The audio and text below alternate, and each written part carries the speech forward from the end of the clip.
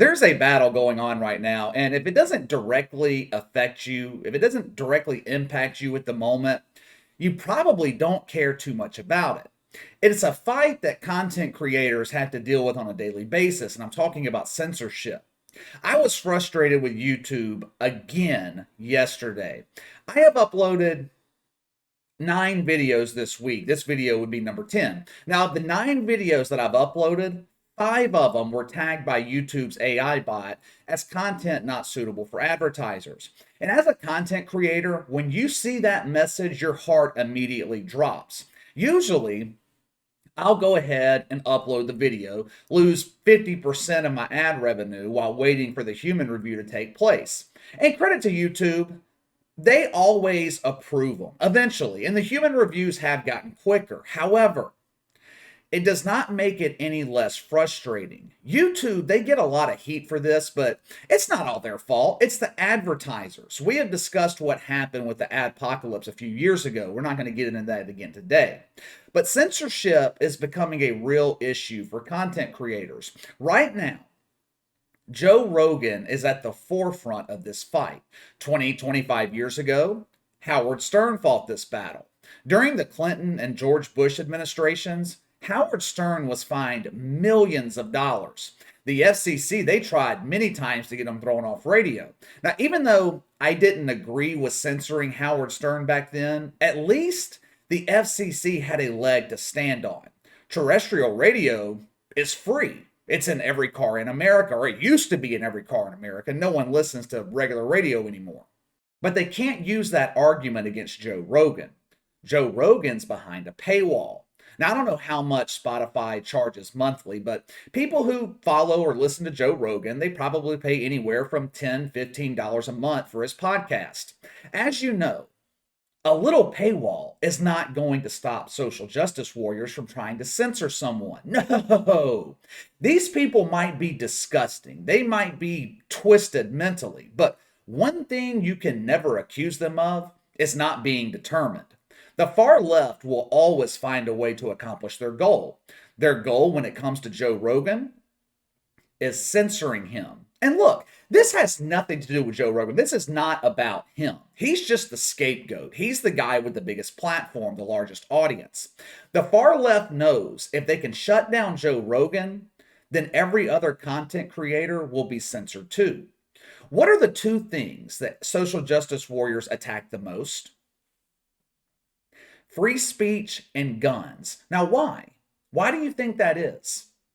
If you censor speech and eliminate guns, you can control the entire population. Think about it. Right now, there are plenty of people that dispute the shit that comes out of the ass of SJWs. The technical term is mouth, but it's really an ass. I don't know if you've ever noticed this. Many people on the far left are some of the most unattractive people on the planet. Have you ever noticed that? That's probably why they're so miserable. If I woke up every morning and scared myself in the mirror, I'd be angry too. If you go back in history and you look at every country that's fallen under the control of a dictator, the process is usually the same. You control speech, disarm the population, and you change their mentality by feeding them propaganda.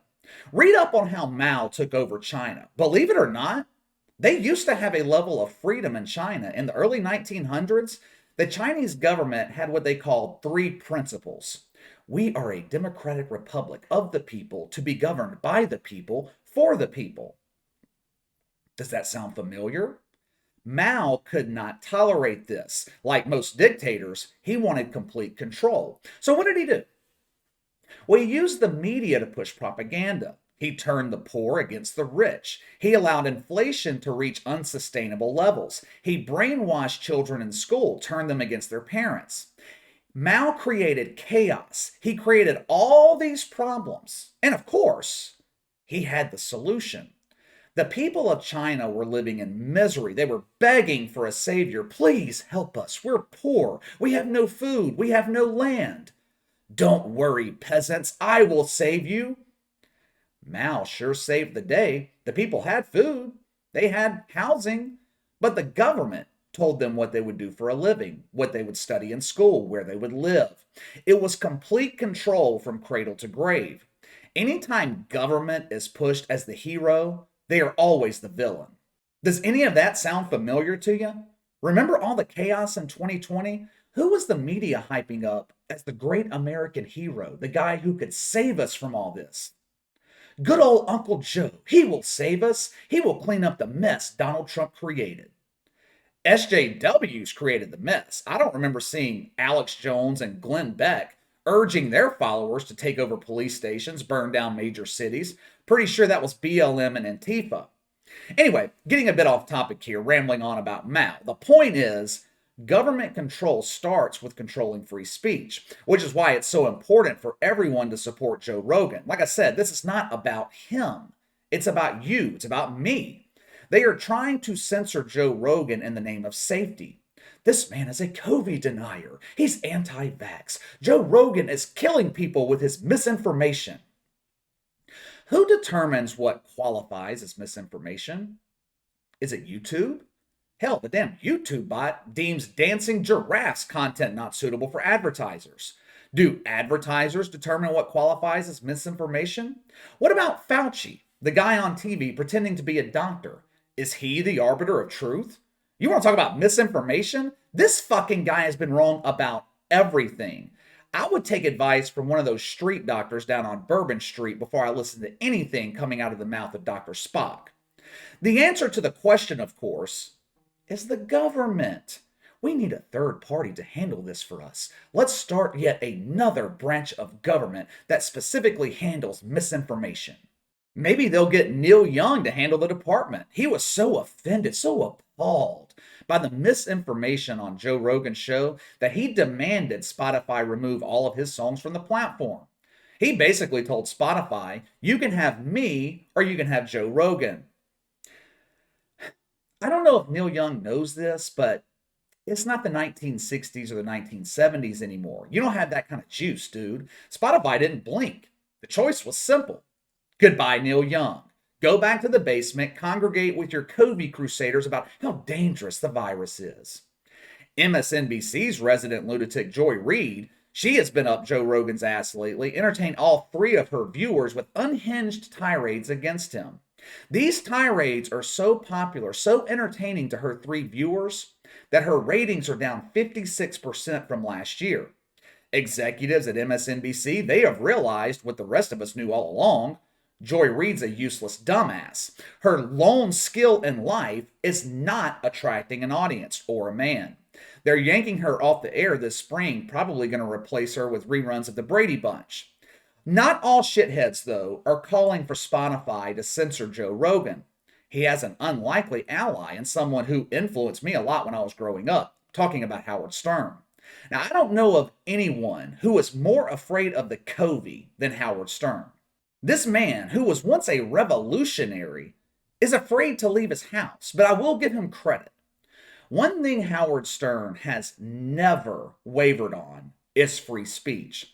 Earlier this week, he came out in support of Joe Rogan and his right to say whatever the hell he wants, which is a good sign. It's a step in the right direction. It shows that not all social justice warriors are brain-dead lunatics like Joy Reid. It is so important that Joe Rogan remains uncensored. And credit to Spotify for having his back so far. The pressure is on Spotify. It is ramping up. The pressure is ramping up. The woke media is accusing them of putting profit over safety. Spotify only cares about making money. They don't care about all the people dying from misinformation they received from Joe Rogan. You know how many people have died from listening to Joe Rogan? 0. But they just don't want to let the COVID go because it means they would have to relinquish control back to you, back to us. Now, don't get it twisted. 2020 was a landmark year for social justice warriors. Virgins across the country got off more in 2020 than any other year because they had control and you were as miserable as they are. But that control is slipping away. They see that the COVID is ending. It's like a bad dream for them.